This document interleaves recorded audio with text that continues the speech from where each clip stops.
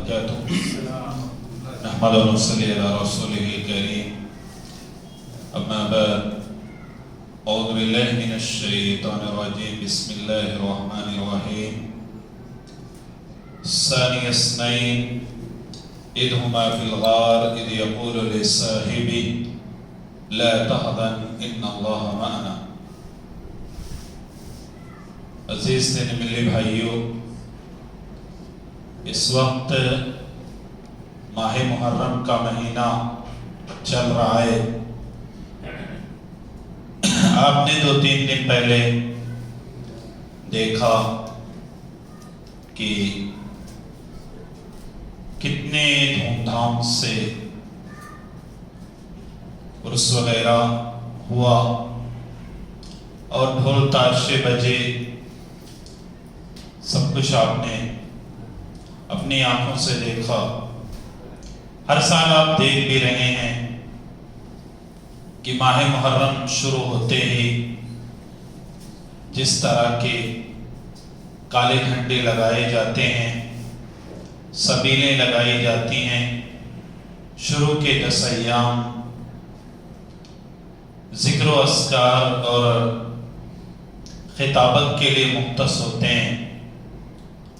اس سے بظاہر یہی لگتا ہے کہ سب کچھ محرم ہی ہے، حالانکہ محرم کی ابتدا جو ہے وہ اسلام کے پہلے مہینے کے طور پر ہوتی ہے. ہم جب تاریخ لکھتے ہیں تو 2 تاریخ لکھتے ہیں، ایک تو عیسوی جو چل رہا ہے اپنے یہاں عام ہے، اور دوسرا ہجری تاریخ ہے. محرم سے ایک ٹچ یا تعلق ہجرت کا بھی ہے کہ ہماری جو اسلامی تاریخ ہے اس کا پہلا مہینہ ماہ محرم ہے. اسی مناسبت سے میں نے آج کا عنوان منتخب کیا ہجرت نبوی صلی اللہ علیہ وسلم، اور اس کے اندر ہمارے لیے کیا دروس اور کیا اسباق ہیں. سب لوگ جانتے ہیں آپ صلی اللہ علیہ وسلم 40 سال کی عمر میں نبی بنائے گئے. 13 سال مکہ میں رہے اور 10 سال مدینے میں رہے. 13 سال آپ مکہ میں رہے، لیکن حالات آپ کے حق میں بہتر نہیں رہے. آپ نے اسی لیے 3 ہجرت صحابہ کرام کے واسطے سے کرائی. 2 ہجرت ہجرت حبشہ ہے اور 1 ہجرت ہجرت مدینہ. پہلی ہجرت جو ہجرت حبشہ ہے اس میں 8 مرد 4 عورتیں، اور دوسری ہجرت حبشہ میں لگ بھگ 80 لوگ نے حبشہ کی طرف ہجرت کیا. پھر اس کے بعد جب حالات اور خراب ہوئے اور آپ کو جگہ ملی تو آپ صلی اللہ علیہ وسلم نے یثرب کی طرف یعنی مدینے کی طرف صحابہ کرام کو اجازت دے دی ہجرت کی. ہجرت کا لغوی معنی کیا ہے؟ ہجرت کی قسمیں کیا ہیں؟ اور ہجرت میں جیسے ہر چیز میں سین ہوتی ہے اور سین کے مین کردار ہوتے ہیں، تو مین کردار کون کون ہیں یہی مختصر سے وقت میں آپ کے سامنے انشاءاللہ رکھتا ہوں. ہجرت کا جو لغوی معنی ہے عربی میں وہ ہجر یہجر سے ہے، اور ہجرت کا لغوی معنی ہے ترک کر دینا، چھوڑ دینا. اصطلاح میں، شریعت کی اصطلاح میں ہجرت کی جب بات آئے گی تو ہجرت کہتے ہیں الہجرت من دار الکفر الی دار الاسلام، دار الکفر سے دار الاسلام کی طرف ہجرت کرنا. مسلمانوں نے ہجرت جو کیا وہ اس پس منظر میں کیا کہ مکے میں ان کو دین اور ان کے مذہب پر عمل کرنے کی آزادی نہیں تھی، اس لیے مجبوراً مکے سے مدینے کی طرف چلے گئے. حدیث میں ہجرت کی 2 جو مشہور قسمیں ہیں اس کی طرف اشارہ کیا گیا۔ پہلی قسم جو ہے آپ سے پوچھا گیا تو آپ نے فرمایا مہاجر من حجر ما نہی اللہ عنہ ورسولہ، مہاجر وہ ہے جو ان چیزوں کو ترک کر دے اور چھوڑ دے کہ جس سے اللہ اور اس کے رسول نے منع کیا۔ تو ہجرت کی یہ قسم معنوی ہجرت ہوگی، یعنی اللہ اور اس کے رسول نے جن کاموں کے کرنے سے منع کیا، دوسرے الفاظ میں جو شرعی ممنوعات ہیں ان کو بھی کیا کہا گیا؟ چھوڑنے والے، جو ان کو بھی مہاجر، جو ان کو چھوڑے وہ مہاجر ہے۔ لیکن ہجرت عام طور پر جب بولا جاتا ہے تو ہجرت کا مطلب ہوتا ہے ترک وطن۔ آج کے دور میں بھی بہت سارے ملکوں میں جو جا کے بسے ہیں وہ لفظ مہاجر ہی کے نام سے جانے جاتے ہیں۔ ہجرت جو ہوتی ہے وہ الگ الگ مقاصد کے تحت ہوتی ہے۔ آپ دیکھیں بیچ میں رپورٹیں آتی رہتی ہیں کہ انڈیا میں ایک بڑی تعداد ایسے لوگوں کی ہے کہ جن کو اللہ نے وسائل دیے اور وہ بڑے بڑے ممالک یا جو ترقی یافتہ ممالک ہیں ان کی طرف وہ جا کے ہجرت کر رہے ہیں۔ اب واضح کہ اپنے ملک کو چھوڑ کے اور پھر اس کے بعد دوسرے ملک کی جو نیشنلٹی لے رہے ہیں وہ کس لیے لے رہے ہیں؟ نیشنلٹی لینے کا مقصد یا تو ایجوکیشن، تعلیم ہے، کچھ کا مقصد امن و امان سے رہنا ہے، کچھ کا مقصد تجارت ہے اور کچھ کا مقصد عیش و آرام کی زندگی بسر کرنا۔ تو یہ جو نیشنلٹی دوسرے ملکوں کی لے رہے ہیں اس کا سیدھا سادہ مطلب ہے کہ اپنے ملک کو جس جگہ وہ تھے وہاں چھوڑ کے دوسرے ملکوں کی طرف جا رہے ہیں۔ حدیث سے جو مشہور ہے، پہلی حدیث سے بخاری کی حدیث کی بہت ساری کتابوں میں یہ روایت ہے، انما الاعمال بالنیات، اس میں بھی اسی طرف اشارہ ہے، انما الاعمال بالنیات وانما لکل امرئ ما نوى فمن كانت هجرته الى الله ورسوله فهجرته الى الله ورسوله۔ اگر کوئی ہجرت کر رہا ہے اللہ کی خاطر اور اس کے رسول کی خاطر تاکہ دین اور اسلام کو غلبہ حاصل ہو اور اس کو دین پر اچھے سے عمل کرنے کی اجازت ہو، تو اگر کسی کا ہجرت اللہ کے لیے ہے اور اس کے رسول کے لیے ہے تو اس کو ہجرت کا ثواب ملے گا۔ لیکن اگر کوئی ہجرت کر رہا ہے وَمَنْ كَانَتْ هِجْرَتُهُ لِلدُّنْيَا يُصِيبُهَا أَوْ امْرَأَةٍ يَنكِحُهَا فَهِجْرَتُهُ إِلَىٰ مَا هَاجَرَ إِلَيْهِ۔ اس میں اشارہ کر دیا گیا کہ ہجرت آدمی کس لیے کرتا؟ کوئی اللہ اس کے رسول کی خاطر کرتا ہے، اور جس کی ہجرت وَمَنْ كَانَتْ هِجْرَتُهُ لِلدُّنْيَا يُصِيبُهَا، اگر کسی نے ہجرت کیا اور ہجرت کا مقصد دنیا کا حصول ہے۔ اب دنیا میں بھی حصول بہت ساری چیزیں ہیں، پیسہ کمانا مقصد ہے یا اور جو بھی دنیاوی مقاصد ہیں، اس کے لیے ہجرت کیا۔ اور امرات ينكحها، یا کوئی شخص کسی ملک کی نیشنلٹی اس لیے لے رہا ہے، ہجرت اس لیے کر رہا ہے تاکہ وہاں شادی کر لوں اور دوسرے فوائد حاصل۔ تو اگر کسی کا مقصد دنیا کا حصول ہے تو پھر ایسی صورت میں وہ ہجرت اسی لیے مانی اور شمار کی جائے گی۔ وَمَنْ كَانَتْ هِجْرَتُهُ، اور جس کی ہجرت کسی عورت سے شادی کرنے کے لیے، تو جس مقصد کے لیے اس کی ہجرت ہوگی اسی میں اس کا شمار ہوگا۔ الگ الگ نوعیتیں ہیں کہ کس نیت کے تحت اور کس مقصد کے تحت بندہ ہجرت کر رہا ہے۔ ہجرت جیسا وہ کرے گا اسی اعتبار سے ثواب ملے گا۔ آپ صلی اللہ علیہ وسلم نے اور آپ کے صحابہ نے جو ہجرت کیا سب لوگ جانتے ہیں، وہ ہجرت کون سی تھی؟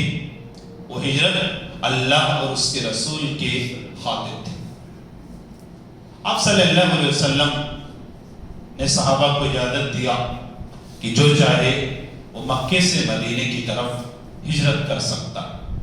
دھیرے دھیرے صحابہ جانے لگے، اور آپ جانتے ہیں کہ قریش جو تھے وہ تاجر تھے، بزنس مین تھے، اور مدینہ کے جو لوگ تھے وہ کاشتکار تھے، یعنی کھیتی باڑی کرتے تھے۔ یہ لِإِيلَافِ قُرَيْشٍ إِيلَافِهِمْ رحلۃ الشتاء والصیف میں اسی طرف اشارہ کیا گیا کہ ان کا 2 سفر ہوتا تھا، رحلۃ الشتاء والصیف، ایک ٹھنڈی میں اور ایک گرمی میں۔ آج کے حساب سے جیسے بہت سارے ایریے والے، اب بامبے کے ماحول میں بامبے والے اپنے آپ کو تو بزنس مین ہی سمجھتے ہیں، تو جیسے ہم اپنے آپ کو سمجھتے ہیں، اور واقعی میں ہندوستانی لیول پہ آپ کا مہاراشٹر میں ممبئی تجارتی طور پر مشہور مرکز مانا جاتا ہے۔ عربوں میں بھی قریش بزنس میں اور تجارت میں اپنا ایک مقام رکھتے تھے، شام کی طرف جاتے تھے، سامان بیچتے تھے اور خریدتے تھے۔ مسلمان جب مکے سے مدینے جانے لگے، اصل میں قریش جب مکے سے جاتے تھے شام تو بیچ میں راستے میں مدینہ پڑتا تھا، اور آدمی جب کسی کو ستائے گا تو ستانے کے بعد اس کو بھی کچھ چیزیں تشویش میں ڈالیں گے۔ جب مسلمان مکے سے بھاگ بھاگ کر مدینہ جانے لگے، ابھی آپ صلی اللہ علیہ وسلم، حضرت ابوبکر صدیق رضی اللہ تعالیٰ عنہ اور کچھ صحابہ کرام اور بھی تھے جو رکے ہوئے تھے۔ ابوبکر صدیق رضی اللہ عنہ تو نبی اکرم صلی اللہ علیہ وسلم کی وجہ سے رکے ہوئے تھے۔ جب چلے گئے بہت سارے صحابہ تو قریش نے مشورہ کیا کہ معاملہ تو گمبھیر ہو رہا ہے۔ اس میں مین پوائنٹ یہی تھا کہ اگر مدینے میں تعداد زیادہ ہوئی تو کل کے دن تجارتی جو راستہ ہے اس کو بھی روکا جائے گا، اسی لیے غزوہ بدر کیوں ہوا؟ تجارتی قافلہ آ رہا تھا، اس کی حفاظت کے لیے ابو سفیان وغیرہ نکلے تھے اور بعد میں غزوہ بدر ہو گئی۔ تو اب ان لوگوں کو یہ ہوا کہ ایک طاقت ہمارے مد مقابل کھڑی ہو رہی ہے، مشورہ کیا کہ کیا کیا جائے۔ تو کہا دیکھیے جو ہیڈ ہے اسی کو نشانہ بنا۔ اب اس میں ہیڈ کون ہے؟ محمد رسول اللہ صلی اللہ علیہ وسلم۔ تو مشورہ ہوا دار الندوہ میں کہ کیا کیا جائے۔ ابلیس بھی انسانی شکل میں آیا ہوا تھا، قرآن میں بھی 3 چیزوں کا تذکرہ ہے۔ وَإِذْ يَمْكُرُ بِكَ الَّذِينَ كَفَرُوا لِيَقْتُلُوكَ لِيُثْبِتُوكَ أَوْ يُخْرِجُوكَ أَوْ يَقْتُلُوكَ۔ 3 آپشن قرآن میں بھی۔ دار الندوہ میں جب اکٹھا ہوئے تو رائے مشورہ ہوا، جیسے 10-20 لوگ بیٹھیں گے تو ہر کوئی اپنی رائے دے گا۔ تو یہ ہوا کہ محمد کے ساتھ کیا کیا جائے صلی اللہ علیہ وسلم۔ تو کچھ لوگوں نے مشورہ دیا اس میں سے کہ آپ کو قید کر دیا جائے۔ تو واضح ہے دوسرے لوگوں نے کہا قید کر دو گے تو اس کے بھی تو ساتھی ہیں، دوست ہیں، آج نہیں تو کل چھڑا لے جائیں گے، اس لیے قید کرنا مناسب ہے۔ کچھ لوگوں نے کہا کہ ایسا کرو در بدر کر دو، یہاں سے بھگا دیتے ہیں، وہ اپنا جائے جہاں جانا ہو۔ اس پر بھی اتفاق نہیں ہوا۔ ابو جہل نے کہا سب سے بیسٹ آپشن ہے کہ قتل کر دیتے ہیں، اگر قتل کر دیں گے تو یہ معاملہ ہی ختم ہو جائے گا اور پھر مسئلہ سماپت ہو جائے گا۔ لیکن یہ ہوا کہ قتل کرے گا، اگر کوئی ایک شخص قتل کرے گا تو پھر ایسی صورت میں محمد کے جو خاندان والے ہیں بنی عبد مناف یہ بدلہ لیں گے۔ تو ابو جہل نے کہا دیکھو ہر قبیلے سے ایک جوان لیا جائے، قریش کے جتنے قبائل ہیں، اور وہ سب مل کے ایک ساتھ محمد صلی اللہ علیہ وسلم پہ کیا کریں؟ حملہ کریں۔ جب سب مل کے ساتھ قتل کریں گے تو قتل کا جو پورا بوجھ ہے کسی ایک شخص پر نہیں پڑے گا، یہ قتل کا بوجھ پورے قبائل پر قریش کے تقسیم ہو جائے گا۔ اور آج کے حساب سے جب تمام قریش کے قبائل قتل میں لپت ہوں گے یا شامل ہوں گے تو پھر بنے عبد مناف کے اندر اتنی طاقت نہیں ہے کہ ہم سے بدلہ لے سکیں۔ اسی پر بات ہوئی اور یہ ہوا کہ رات میں حملہ کیا جائے گا۔ آپ صلی اللہ علیہ وسلم کو بھی حضرت جبریل کے واسطے سے قریش کے دار الندوہ میں مشورے کی خبر دی گئی۔ دوپہر کے وقت آپ ابوبکر صدیق کے پاس آئے۔ عام طور پر آپ دوپہر میں ان کے گھر نہیں آتے تھے، آپ کے جو سب سے خاص تھے وہ حضرت ابوبکر صدیق رضی اللہ عنہ تھے۔ دوپہر کے وقت آپ آئے، اور اس وقت عام طور پر نہیں آتے تھے۔ گھر میں آئے اور کہا اگر کوئی باہر کا آدمی ہو تو اس کو ہٹا دیں۔ ابو بکر صدیق رضی اللہ عنہ نے کہا اللہ کے رسول باہر کا کوئی نہیں، میں ہوں، اسماء بڑی بیٹی ہیں، عائشہ صدیقہ ہیں، آپ جو کہنا کہیے۔ آپ نے فرمایا کہ مجھے ہجرت کی اجازت ملی ہے۔ ابو بکر صدیق نے کہا کہ مجھے بھی ساتھ میں لے چلیں گے، مجھے بھی اجازت ملے گا؟ آپ نے فرمایا ہاں۔ عائشہ کہتی ہیں کہ اس وقت ابو بکر صدیق رونے لگے، تب مجھے پتا چلا کہ آنسو بھی دو وقت نکلتا، ایک تو غم کا ہوتا ہے، کبھی آدمی غم میں روتا ہے اور کبھی کبھی خوشی میں بھی روتا ہے۔ اس لیے کہ جب اللہ کے رسول نے کہا ابو بکر صدیق سے کہ آپ میرے ساتھ رہیں گے ہجرت میں، تو ابو بکر صدیق خوشی کے مارے رونے لگے۔ 2 اونٹ انہوں نے تیار کر کے رکھے تھے، اس لیے کہ اللہ کے رسول نے ان کو اشارہ دیا تھا۔ ابو صدیق نے کہا اللہ کے رسول 2 اونٹ ہیں، آپ نے فرمایا مفت میں نہیں لوں گا۔ 2 جگہوں میں بہت کلیئر ہے کہ آپ نے سختی کے ساتھ منع کیا، کہا مفت میں یا فری میں نہیں لوں گا، اگر قیمت لوگے تو لوں گا۔ اور دونوں کا تذکرہ ہجرت میں، تو ابو صدیق نے کہا ٹھیک ہے۔ پھر آپ صلی اللہ علیہ وسلم نے کہا ٹھیک ہے۔ دونوں اونٹ تیار کیے گئے۔ عامر بن فہیرہ، میں نے پہلے کہہ دیا ہجرت میں جو مین کردار ہیں ان کا نام یاد رکھیں گے تو ہجرت آپ کو یاد رہے گی۔ نبی اکرم صلی اللہ علیہ وسلم، ابو بکر صدیق جو ہوئے، عامر بن فہیرہ، عامر بن فہیرہ کو دونوں اونٹ ابو بکر صدیق نے دیا۔ بات طے ہو گئی کہ ہم لوگ یہاں سے نکلیں گے تو غار ثور میں جائیں گے، اور ایک آدمی کو راہبر چنا کہ جب غار ثور سے ہم مدینے کی طرف نکلیں گے تو ہم کو راستہ بتائے گا۔ اس کا نام تھا، جو تاریخ کی کتابوں میں، سیرت کی کتابوں میں مشہور ہے، وہ نام ہے عبداللہ بن اریقط، الف را یا قاف طا، بعض کتابوں میں ارقد بھی ہے، حمزہ را قاف دا۔ عبداللہ بن اریقط کو راہبر چنا۔ اب 4 لوگ ہو گئے، نبی اکرم صلی اللہ علیہ وسلم، ابو بکر صدیق رضی اللہ تعالیٰ عنہ، عامر بن فہیرہ اور عبداللہ بن اریقط۔ آپ رات کے وقت حضرت علی کے پاس، حضرت علی کو آپ نے بلایا، حضرت علی سے کہا آپ میرے بستر پہ سو جائیں۔ دیکھیں ہندوستان کے ماحول میں آپ بہت گھبراتے ہیں، لیکن یہ ہے کہ صرف گھبرانے سے نہیں ہوگا، بہت سارے لوگ آپ کی مخالفت کریں گے یا بھی کرتے ہوں گے، لیکن اگر آپ کے اندر کوئی خوبی ہے تو آپ کی مخالفت کے باوجود آپ کی اس خوبی کا اعتراف کریں گے، لیکن شرط یہ ہے کہ آپ کے اندر وہ خوبی ہونی چاہیے۔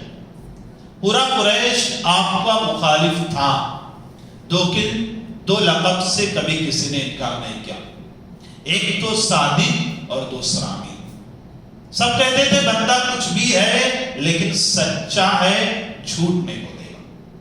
دوسری بات یہ ہے کہ جو مخالف تھے انہی کی امانتیں آپ کے پاس رکھی ہوئی تھی، یعنی بندہ مخالفت بھی کر رہا ہے، برائی بھی کر رہا ہے، لیکن امانت لا کے رکھ رہا ہے کہ اس کے اندر خیانت نہیں ہوگی، اس کے اندر خرد برد نہیں ہوگا۔ چونکہ آپ کے پاس بہت سارے لوگوں کی امانت رکھی ہوئی تھی، آپ نے اپنے بستر پہ حضرت علی کو سلایا اور جتنے لوگوں کی امانتیں تھیں نیم بائی نیم ان کا نام بتایا اور کہا میرے جانے کے بعد ان کی امانتیں ان کے حوالے کر دینا۔ آپ رات کے وقت انہی کے سامنے سب لوگ، قریش نے جو مشورہ کیا تھا اور ابو جہل نے جو رائے دیا تھا کہ ہر قبیلے کا ایک ہٹا کٹا نوجوان آئے اور ایک ساتھ مل کے حملہ کریں، سب باہر گھیرے ہوئے تھے۔ آپ نکلے، مٹھی میں مٹی لیا، پھینک دیا اور سامنے سے نکل گئے، کسی نے بھی آپ کو نہیں دیکھا۔ آپ وہاں سے نکلے، ابو بکر صدیق رضی اللہ عنہ بھی نکلے اور سیدھا آپ غار ثور میں چلے گئے۔ 2 پہاڑ ہیں، جس وقت آپ کے پاس وہ آئی تھی اس وقت آپ کون سے غار میں تھے؟ غار حرا میں، تو دونوں کو مکس نہیں کیجیے گا۔ وہ جب آئی تو کون سے غار میں آئی؟ غار ہیرا میں آئی، اور ہجرت جب آپ نے کیا تو کس غار میں پناہ لیا؟ غار ثور میں پناہ لیا۔ مدینے کی طرف جو راستہ جاتا تھا غار ثور اس سے ہٹ کے تھا۔ جب آپ نکل آئے تو صبح گئے، ڈھونڈنا شروع کیا، تو سب ایک سوچ کے ڈھونڈ رہے تھے کہ آپ مکے سے نکلے ہیں، مدینہ جائیں گے، لیکن آپ الگ راستے سے ہٹ کر غار ثور میں آ گئے، اور غار ثور میں 3 دن تک ٹھہرے رہے۔ مشرکین نے اپنے حساب سے جو بھی جتن کرنا تھا کیا، ڈھونڈا، پہلے نہیں ملا تو اعلان بھی کر دیا 200 اونٹ کا، 100 اونٹ کہ جو محمد اور ان کے ساتھی صلی اللہ علیہ وسلم ابو بکر صدیق رضی اللہ عنہ کو زندہ یا مردہ لے کر آئے گا، اس کو 100 اونٹ دیا جائے گا۔ اونٹ کے لالچ میں بہت سارے لوگ نکلے، لیکن کسی کو بھی پتہ نہ چلا۔ رات ایسا نہیں کہ پہنچے نہیں تھے، پہنچ گئے تھے۔ قرآن کے مطابق ثانی اثنین 2 تھے، 2 میں کا دوسرا یعنی ابو بکر صدیق، ثانی اثنین اذ ہما فی الغار، یہ دونوں غار میں تھے۔ غار کون سا غار؟ غار ثور۔ اذ یقول للصاحب، جبکہ وہ کہہ رہا تھا اپنے ساتھی سے، یہاں اشارہ ابو بکر صدیق نے کہا تھا نبی اکرم صلی اللہ علیہ وسلم سے، کہ اللہ کے رسول یہ تو ہمارے سامنے ہے، اگر یہ اپنے قدموں کے نیچے دیکھ لینا تو ہم کو دیکھ لیں گے۔ آپ صلی اللہ علیہ وسلم نے فرمایا لا تحزن ان اللہ معنا، غم نہ کرو، ڈیرو نہیں، اللہ کی نصرت، اس کی حمایت اور اس کی مدد ہمارے ساتھ ہے، ہم کو نہیں دیکھ سکتے۔ 3 دن تک آپ غار ثور میں رہے اور تیاری فل تھی۔ عامر بن فہیرہ سے بات ہوئی تھی کہ اونٹ فلاں جگہ لے آنا، ہم فلاں ٹائم نکلیں گے۔ عبداللہ بن اریقط کو بھی سیٹ کر لیا تھا کہ تم ساتھ میں چلنا، راستہ بتائیں گے۔ 3 دن کے بعد آپ صلی اللہ علیہ وسلم اور ابو بکر صدیق، عامر بن فہیرہ اور عبداللہ بن اریقط یہ لوگ نکل پڑے۔ ایک اونٹ پہ نبی اکرم صلی اللہ علیہ وسلم اور ابو بکر صدیق سوار ہوئے، اور دوسرے پہ عامر بن فہیرہ اور عبداللہ بن اریقط۔ آپ صلی اللہ علیہ وسلم اتنا مشہور نہیں تھے، اور عمر میں بھی ابو بکر صدیق سے چھوٹے تھے، لیکن ابو بکر صدیق کو ہر کوئی جانتا تھا، کوئی پوچھتا۔ دیکھیے کہیں کہیں جواب بہت زیادہ تشریح کر کے دینے کی ضرورت نہیں ہوتی۔ جب ابو بکر صدیق سے کوئی پوچھتا کہ یہ کون ہے تو اتنا کہتے راہبر اور رہنما ہیں، ہادی یہدی السبیل، رہبر ہیں، رہنما ہیں، راستہ بتا رہے ہیں۔ عام طور پر آدمی کیا سمجھے گا؟ لوگ یہی سمجھتے کہ یہ ان کو جہاں جا رہے ہیں جس طرح اس طرف کا راستہ بتا رہے ہیں، حالانکہ کہنے کا مطلب یہ نہیں تھا۔ کہیں کہیں اگر کوئی پوچھے آپ زو مانا بات کہہ کے نکل جائیں۔ ابراہیم علیہ السلام کو بادشاہ نے بلایا تو پوچھا کون ہے، تو کہا میری بہن ہے، اور سارا سے کہہ بھی دیا تھا اخت فی الاسلام، اس کو بولتے ہیں عربی میں توریہ، بات کچھ کہنا، مراد کچھ لینا اور سامنے والا کچھ اور سمجھے۔ بادشاہ سے کہا میری بہن ہے، لیکن حضرت سارا سے پہلے کہہ دیا تھا تم اخت فی الاسلام، سگی بہن نہیں ہو، میری دینی بہن ہو۔ اس وقت روئے زمین پر تمہارے علاوہ، میرے اور تمہارے علاوہ کوئی بھی پکا مومن نہیں۔ بہرحال ہادی یہدی السبیل کہا کنہوں نے؟ لوگ یہ سمجھتے رہے کہ راستہ بتا رہے ہیں۔ آپ صلی اللہ علیہ وسلم پہلے قبا پہنچے، سب سے پہلے کہاں پہنچے؟ قبا پہنچے۔ قبا میں 10 دن تک قیام فرمایا۔ جو لوگ حج یا عمرہ کرنے گئے ہوں گے انہوں نے دیکھا ہوگا کہ مسجد قبا یہی ہے۔ آپ نے قیام کیا اور مسجد قبا کی بنیاد رکھ دی۔ لمسجد اسس علی التقوی، قرآن میں اس کا تذکرہ۔ آپ نے اب اس سے کیا پتہ چلا؟ اگر آپ 10-20 لوگ کسی ایریے اور علاقے میں رہتے ہیں تو وہاں پہ مسجد ہونی چاہیے، وہاں پہ عبادت گاہ ہونی چاہیے۔ آپ وہاں سے نکلے، پھر مدینہ گئے، مدینہ پہنچے، سب لوگ خوش تھے، سب کی خواہش تھی کہ آپ میرے یہاں ٹھہریں، لیکن آپ نے منع کیا کہ اونٹنی کا نکیل یا لگام کوئی پکڑے گا نہیں، جدھر جائے گی ادھر ہی ہم ٹھہریں گے۔ بنو نجار جو آپ کی والدہ کا گھر تھا، یعنی آپ کا ننیحال تھا، اس ایریے میں گئی، ایک جگہ پہلے اونٹنی بیٹھی، پھر چل دی، پھر گھوم کے آ کے وہیں بیٹھ گئی، اور جہاں بیٹھی وہ کس کا گھر تھا؟ اس کے سامنے حضرت ابو ایوب انصاری رضی اللہ تعالیٰ عنہ کا گھر تھا۔ آپ اتر کے ان کے مکان میں چلے گئے۔ 2 منزلہ تھا، اپنے یہاں گراؤنڈ نہیں جوڑتے بامبے میں گراؤنڈ کو، ورنہ 2 منزلہ کا مطلب ہوا کہ گراؤنڈ +1 تھا۔ ابو بکر صدیق نے کہا کہ اللہ کے رسول، یہ ابو انصاری نے کہا آپ اوپر رہیں، لیکن آپ نے منع کیا، آپ نے فرمایا میرے پاس لوگ زیادہ آئیں گے ملنے جلنے، مجھے نیچے رکھ دیجیے۔ لیکن 2 واقعات ایسے ہوئے کہ پھر اس کے بعد اوپر جانا پڑا۔ ایک تو سب لوگ جانتے ہیں، پانی کا گھاڑا ٹوٹا تو پھر اس کے بعد لحاف میں پانی سکھانا پڑا، اور دوسرا یہ کہ ایک دن ابو بکر ایوب انصاری رضی اللہ عنہ اور ان کی اہلیہ کو خیال آیا کہ اللہ کے رسول کے ہم لوگ اوپر رہتے ہیں، تو لوگوں نے آپ سے درخواست کیا کہ آپ نیچے نہ رہیں، آپ اوپر ہی رہیں۔ پھر اس کے بعد آپ اوپر چلے گئے۔ اپنے یہاں کیا ہے، اگر کوئی ہاتھ پکڑا دے تو پھر بندہ ہٹنے کا نام نہیں لیتا۔ ابھی کسی کو لے آؤ، کوئی رشتہ دار ہے، مان لیجئے باہر سے آیا، اب جب تک وہ ضرورت ہے 2 4 6 10 دن تک اس کو رکھا، اس کی بھی ذمہ داری بنتی ہے نا کہ آپ اگر کہیں رہ لیے 2 4 دن تو آپ اس کا انتظام پھر خود کر لیجئے۔ اب زیادہ تر کیا ہے، بندہ اس وقت تک نہیں ہٹے گا جب تک کہ اس کا بیگ ویگ لے کے بھگاؤ نہ یا اٹھا کے پھینکو نہ۔ آپ صلی اللہ علیہ وسلم اتنے محترم تھے، ہر کوئی چاہتا تھا میرے گھر پہ رہیں، اور گھر بھی دینے کے لیے تیار تھا۔ تاریخ اور سیر کی کتابیں بالاتفاق کہتی ہیں کہ آپ صرف 1 مہینہ، اتنا 1 مہینہ ابو ایوب انصاری رضی اللہ عنہ کے گھر پہ رہے، اس کے بعد پھر وہاں سے آپ ہٹ گئے۔ اس میں بھی سبق ہے کہ دینے والا آپ کو دینے لگے تو یہ نہیں کہ آپ لمبی لمبی امیدیں باندھ لیجیے۔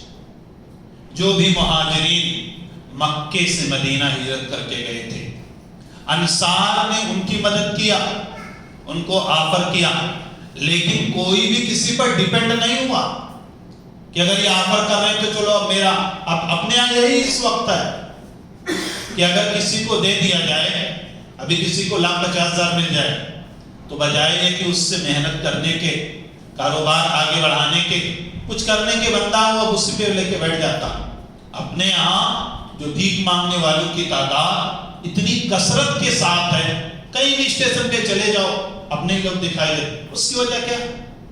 بندہ محنت مشقت کرنا ہی نہیں چاہیے، وہ سوچتا ہے اگر بیٹھے بٹھائے مل جائے تو کیا اس میں برائی، محنت کی کیا ضرورت ہے؟ سب لوگ لٹ پٹ کے گئے تھے، سب کچھ گیا، گھر بار بھی گیا، تجارت بھی گئی، لیکن سب نے جا کے محنت و مشقت۔ تاجر تھے اس لیے وہاں بھی ان کو کھیتی باڑی راس نہیں آئی، تجارت ہی راس آئی۔ عبد الرحمن بن عوف رضی اللہ تعالیٰ عنہ، اس کا موافقت یا بھائی چارہ جن صحابی سے ہوا تھا، انہوں نے آفر کیا، کہا میرے پاس جو زمین و جائیداد ہے اس کو 50-50 کرتے ہیں، آدھا آپ کو دیتے ہیں، آدھا میں لیتا ہوں۔ 2 بیویاں ہیں، ایک کو طلاق دیتا ہوں، عدت گزر جانے کے بعد آپ نے شادی کر۔ کچھ نہیں تھا، بعد میں جب مالداروں کی فہرست بنتی تھی، عثمان غنی اور عبد الرحمن بن عوف وغیرہ، یہ سب ٹاپ میں آتے تھے۔ مکے سے مدینہ گئے، کچھ نہیں تھا، شکریہ ادا کیا اپنے بھائی کا اور کہا دلونی لسو، بازار مجھے بتائیے۔ اب بامبے میں کوئی سوٹ بوٹ اچھا پہن لیتا تو سوچتا ہے یہ ٹھیلے وغیرہ والے میرے سامنے کچھ نہیں، لیکن ایسا نہ سمجھیں، ہو سکتا ہے خالی آپ کا سوٹ بوٹ ہی ہو، لیکن پیسے کے حساب سے آپ کے ڈبل ٹربل ہو. حضرت عبد الرحمن بن عوف نے کہا کہ مجھے بازار بتلائیے گھی اور پنیر. آج کے دور میں بھی بہت بڑا تھوڑی نہ مانا جاتا. گھی اور پنیر بیچا اور چند دنوں کے بعد کچھ پیسے جب ہاتھ آئے تو شادی کیا اور پھر اس کے بعد دھیرے دھیرے ان کی تجارت بڑھی اور بعد میں مدینے کے مالداروں میں عبد الرحمن بن عوف شمار. آپ صلی اللہ علیہ وسلم وہاں ٹھہرے تو جس جگہ آپ کی اونٹنی بیٹھی تھی وہ زمین تو یتیم بچوں کی تھی. ایک بچے سہل نام کے تھے اور دوسرے سہیل. دو بھائی تھے. آپ نے ان کو بلایا.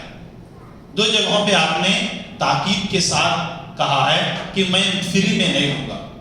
آپ نے دونوں بچوں کو بلایا اور کہا میری چاہت ہے کہ یہاں مسجد بناؤں. یہی مسجد نبوی کی زمین کی تاریخ. جہاں پہ آپ کی اونٹنی بیٹھی تھی اسی زمین کو آپ نے پوچھا کس کی ہے تو آپ کو بتایا گیا سہل اور سہیل دو بیٹوں کی ہے اور یہ دونوں بچے یتیم ہیں. آپ نے ان کو بلایا. انہوں نے آفر کیا ہم مفت میں دیں. آپ نے منع کیا کہ ہم مفت میں نہیں لیں گے, ہم پیسے کے عوض دیں. اس کے بعد آپ نے زمین کی قیمت دی اور مسجد قائم کی اور بعد میں وہی مسجد نبوی کے نام سے جانی گئی. آپ نے مسجد بنائی اور وہیں پہ ایک چبوترا بنایا. یہ جو بار بار سیرت کی اور تاریخ کی کتابوں میں ہم اصحاب صفہ پڑھتے ہیں, صفہ کا عربی میں صفہ کا جو اردو ترجمہ ہوگا وہ ہوگا چبوترا. آپ نے چبوترا بنایا. وہ صحابہ کہ جن کا کوئی گھر نہیں تھا وہ وہیں پہ رہتے تھے, وہیں پہ کھاتے پیتے تھے, وہیں پہ سوتے تھے اور وہیں پر نبی اکرم صلی اللہ علیہ وسلم سے دین کی باتیں سیکھتے تھے. اور یہی اصحاب صفہ کی بعد میں ایک بڑی تعداد ہوئی اور اصحاب صفہ میں ایک نام جن سے سب سے زیادہ حدیثیں مروی, نام کیا ہے اور تعداد کتنی ہے بولیے؟ حضرت ابو ہریرہ رضی اللہ عنہ. کتنی حدیثیں مروی ہیں؟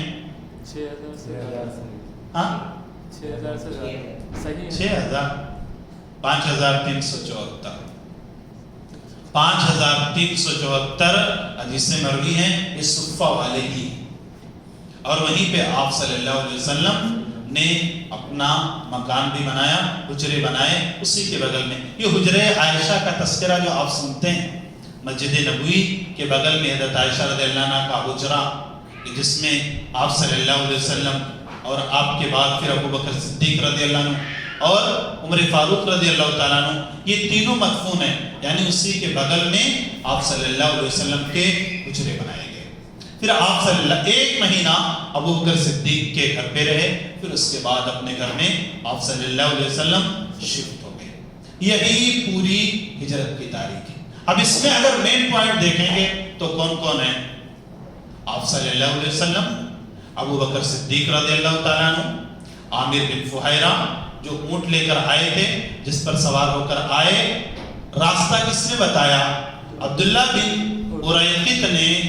اور یہاں پہنچ کے استقبال تو سب نے کیا, سب کی چاہت تھی کہ آپ میرے یہاں رہیں, لیکن آپ صلی اللہ علیہ وسلم کس کے گھر میں رہے؟ حضرت ابو بکر صدیق ابو ایوب انصاری رضی اللہ عنہ کے گھر پہ رہے. صرف ایک مہینہ رہے.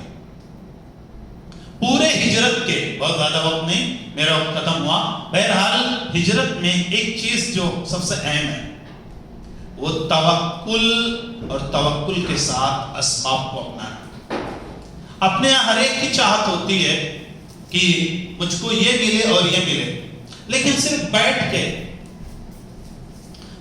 صرف نہیں ملتا. آپ صلی اللہ علیہ وسلم نے ہجرت کیا, لیکن ہر جگہ آپ نے کیا کیا؟ اسباب کو اپنایا. اسباب اصل ہے. اپنے یہاں دیکھیے آج کل ہم بہت ساری باتیں کرتے ہیں, لیکن باتوں کے کرنے کے ساتھ جس جگہ جس ماحول میں ہم رہتے ہیں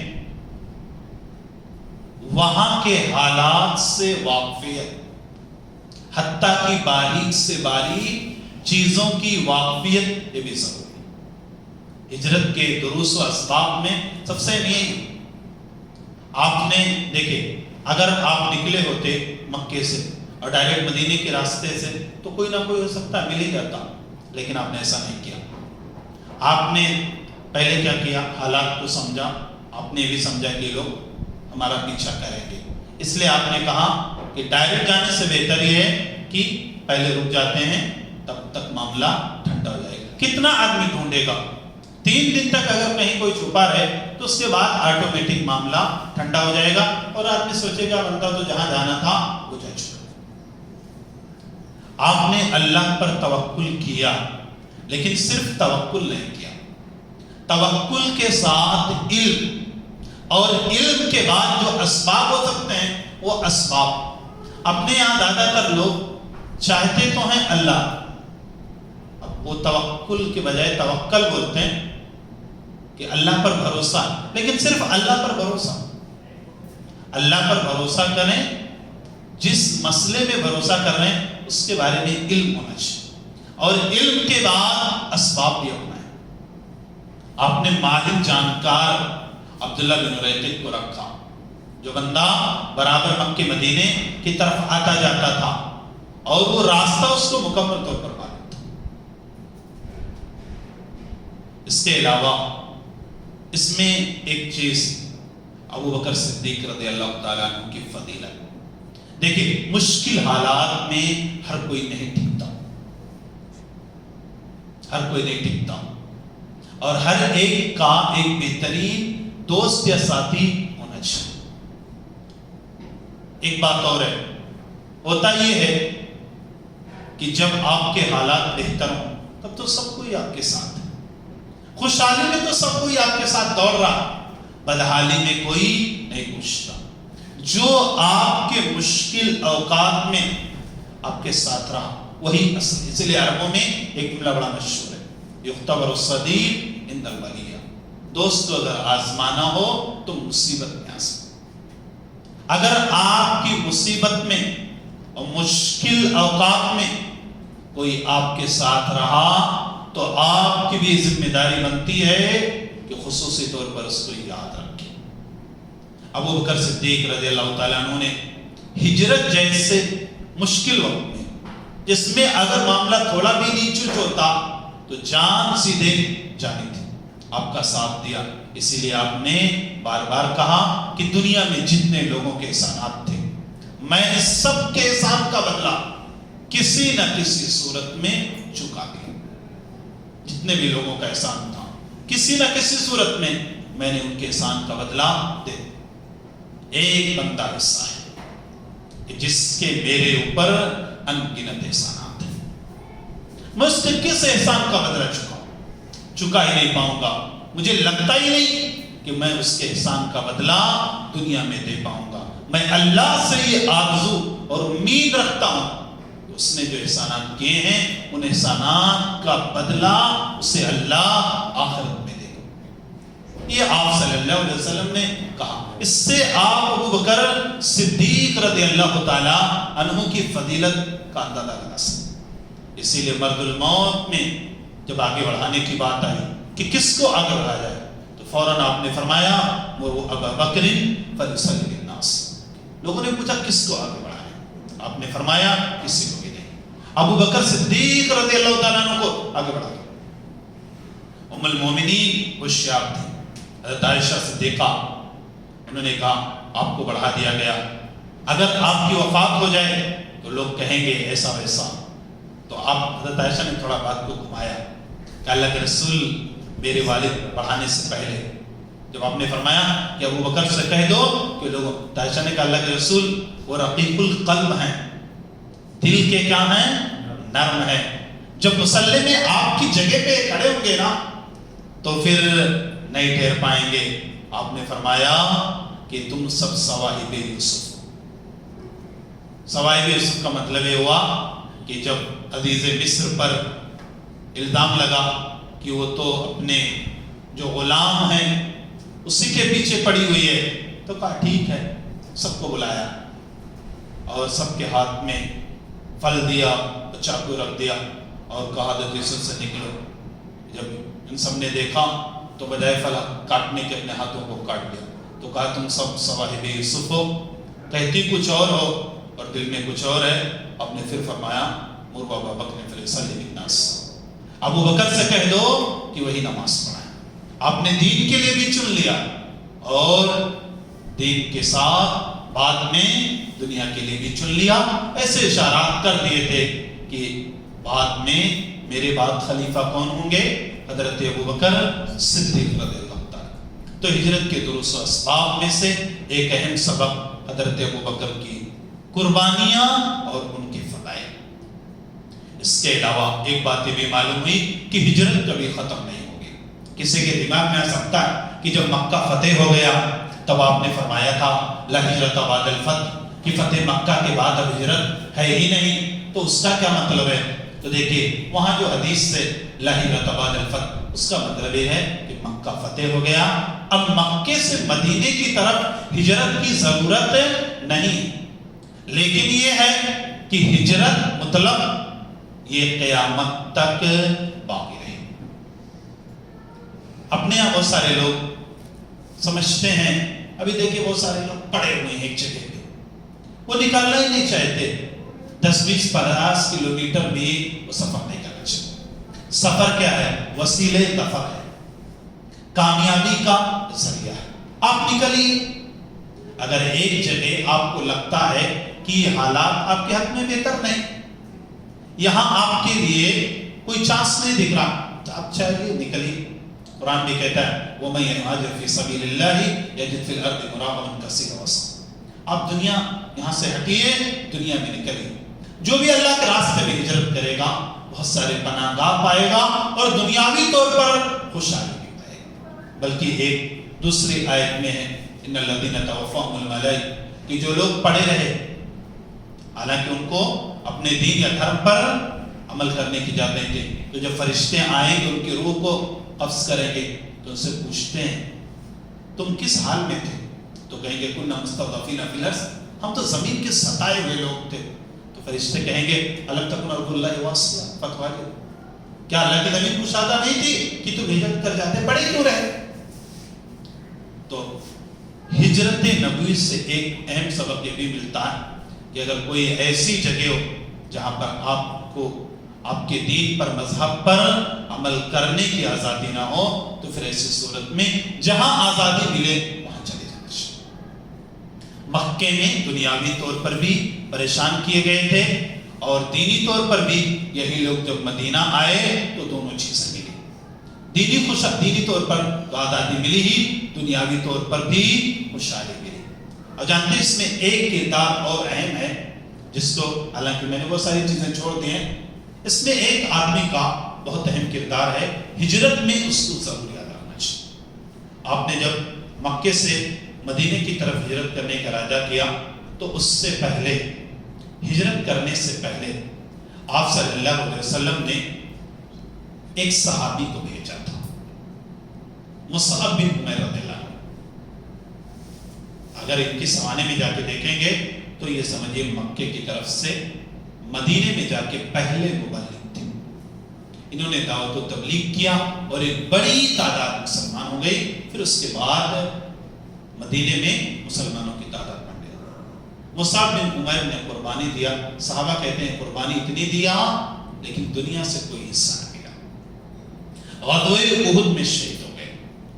کیا نام ہے؟ مصعب بن عمیر. میں نے کہا تھا نا کہ مین جو لوگ ہیں ان کو یاد رکھنا. تو ہجرت میں دعوت و تبلیغ میں پہلے مبلغ کا نام اگر ڈالیں گے، گوگل پہ بھی سرچ کریں گے کہ اسلام کا سب سے پہلا مبلغ، تو ٹاپ میں مصعب بن عمیر کا نام آئے گا. آپ نے ان کو مدینہ بھیجا، دعوت و تبلیغ کیا. غزوہ احد 3 ہجری میں شہید ہو گئے. اتنی خدمات کے باوجود کفن تک نہ ملا. غزوہ احد میں جب شہید ہو گئے تو ایک چادر صرف تھی، بس چادر ڈالی گئی. تو کہ اللہ کے رسول سے کہا کہ اللہ کے رسول چادر چھوٹی ہے، اگر سر ڈھانپتے ہیں تو چہرہ کھل جاتا ہے اور چہرہ ڈھانپتے ہیں تو سر کھلتا. آپ نے فرمایا ایسا کرو سر ڈھانپ دو. اور چہرے پر اس وقت ایک گھاس تھی مدینے میں، اس سے پاؤں پہ کہا سر ڈھانپ دو اور قدم پہ کیا کرو، اس کے گھاس ڈالو. اور بھی بہت ساری باتیں، لیکن بہرحال میرا وقت ختم ہوا. اسی پر اپنی بات کو ختم کرتے ہوئے اللہ سے دعا کرتا ہوں کہ رب العالمین تو ہمیں ہجرت مدینہ جو ہے اس کو پڑھنے، سننے، سمجھنے اور اس کے اندر جو عبرت کا، نصیحت کا پہلو ہے اس کو عکس کرنے کی توفیق عنایت فرمائے. جب تک دنیا میں رکھے، دین پر رکھے، اسلام پر رکھے. آمین. وآخر دعوانا